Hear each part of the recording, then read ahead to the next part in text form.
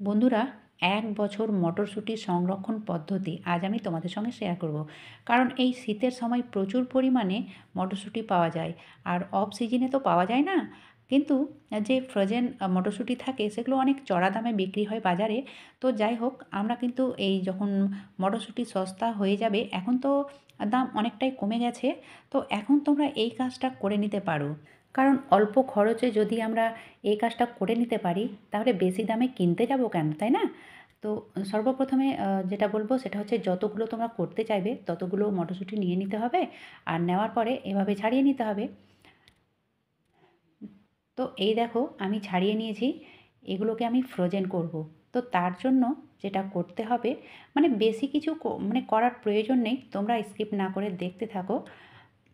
তো আমি চুলায় বসিয়ে দিলাম জল। ঠিক আছে? আর ওই জলে দিয়ে দেব চিনি। চিনিটা দেওয়ার কারণ হচ্ছে, চিনি দিলে না সেই মটরশুঁটির কালারটা নষ্ট হবে না, একেবারে তরতাজা হয়ে থাকবে। তারপরে সামান্য পরিমাণে দিয়ে দিলাম নুন। তো নুন আর চিনিটা অবশ্যই দেবে। চিনিটা যদি একটুখানি, মানে ১ চামচের জায়গায় যদি তোমার ১.৫ চামচ বা ২ চামচ দিয়ে দাও, তাহলে কোনো ক্ষতি নেই, বরঞ্চ ভালোই হবে। ঠিক আছে? তারপরে ওই জলটা যখন ফুটতে শুরু হয়েছে, আমি কিন্তু মটরশুঁটিগুলো দিয়ে দিয়েছি। তোমরা দেখে বুঝতে পারছো মটরশুঁটিগুলো সবগুলো মানে নিচে ডুবে গেছে, আস্তে আস্তে উপরে উঠছে। মানে কয়েক সেকেন্ডের মধ্যেই কিন্তু সব মটরশুঁটি নিচে থেকে উপরে ভেসে উঠবে। যখনই উপরে সবগুলো ভেসে যাবে, তখনই চুলোটাকে বন্ধ করে নিতে হবে, মানে মটরশুঁটিটাকে নামিয়ে নিতে হবে। তো এটা করতে ১ মিনিট থেকেও কম লাগবে, মানে কয়েক সেকেন্ড জাস্ট। ঠিক আছে? মোটামুটি ৪০ থেকে ৫০ সেকেন্ড লাগে। তো ১ মিনিটের বেশি কোনো মতেই করতে যাবে না, নইলে কিন্তু একেবারে সেদ্ধ হয়ে যাবে। আর এই ১ মিনিট হয়ে যাওয়ার পরে যখন নামিয়ে নেব না, তখন মানে এখানে দেরি করলে চলবে না। সঙ্গে সঙ্গে জল থেকে তুলে নিতে হবে। তোলার পরে আমি দিয়ে দিলাম নর্মাল জল, কিংবা ঠান্ডা জল। ঠিক আছে? তারপরে এই পর্যায়ে করতে হবে কি, যে কিছুটা তোমাদের বরফ রাখতে হবে। তো অবশ্যই বরফ যদি না থাকে, তাহলে ফ্রিজে ঠান্ডা জল রাখবে, তাহলেই হবে। ঠিক আছে? তো আমি জলটা নর্মাল দিয়েছি, আর এখানে দিয়ে দিলাম কিছুটা পরিমাণ আ বরফ।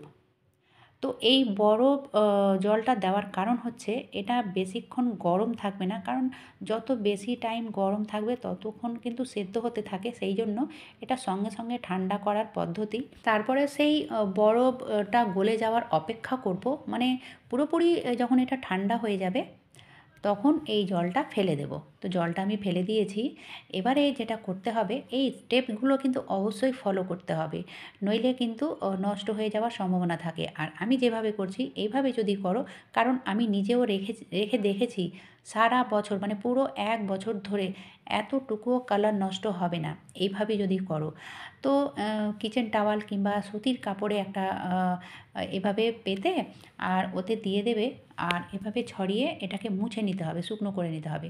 যদি তোমরা মুছতে না চাও, তাহলে অবশ্যই রৌদ্রে দিয়ে দিতে হবে।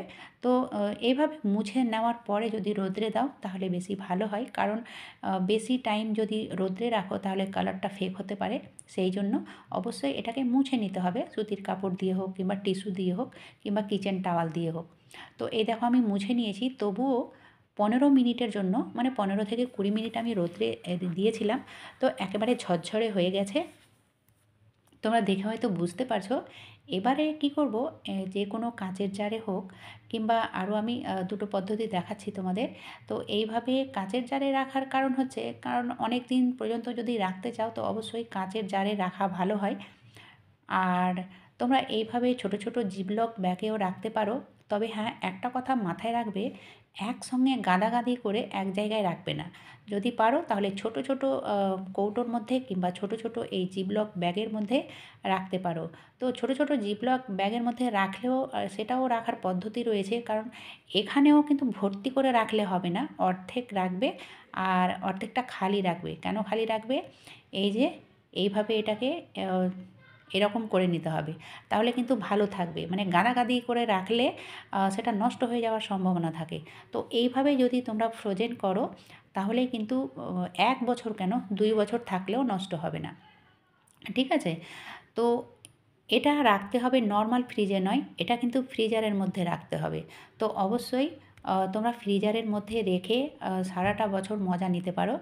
তো কেমন লাগলো বন্ধুরা আজকের ভিডিও? যদি ভালো লেগে থাকে তাহলে অবশ্যই ছোট্ট একটা লাইক করার সঙ্গে চ্যানেলে যদি নতুন হয়ে থাকো তাহলে দেরি না করে এক্ষুনি সাবস্ক্রাইব করে নাও। আজকের মতো এখানেই শেষ করলাম। এতক্ষণ আমার ভিডিও দেখার জন্য তোমাদের অসংখ্য ধন্যবাদ।